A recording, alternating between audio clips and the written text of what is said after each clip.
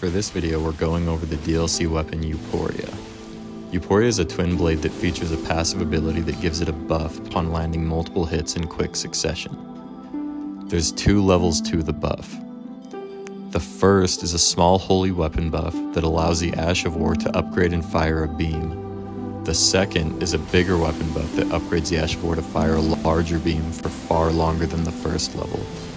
The Ash of War without the passive buff only spins the weapon outward with a holy buff on it. The weapon's serious drawback is just how long it takes to get the buff on it. If you're two-handing it, it takes 4 fully charged heavy attacks to get it into the second phase of the buff, which is actually a lot of hit.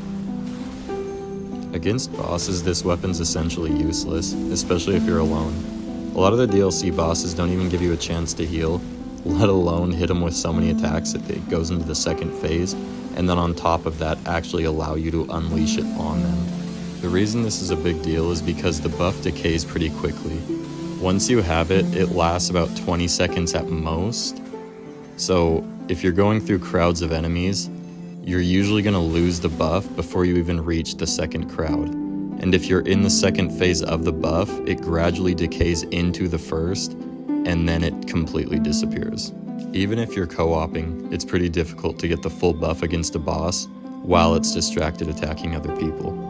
In PvP, I mean, it's completely impractical. Anybody that you're fighting, even somebody that's really bad, you're not going to be able to get it off on them. They'll die before you get the buff, and even if the player is really bad, they get hyper armor if they're using a greatsword or something similar, and you get no hyper armor at all. Meaning, you'd have to be letting them heal, essentially, all the while keeping the tempo up to keep the buff on the weapon. It's really sad because the weapon itself is probably one of the most beautiful ones in the game. Like, it has a really cool dark and light motif on it if you look at it up close, as well as just having a really cool style, even without the buff on it. Hopefully in the next patch they reduce the amount of hits that you need to buff the weapon. They can still give you 20 seconds, but should just be easier to acquire the buff.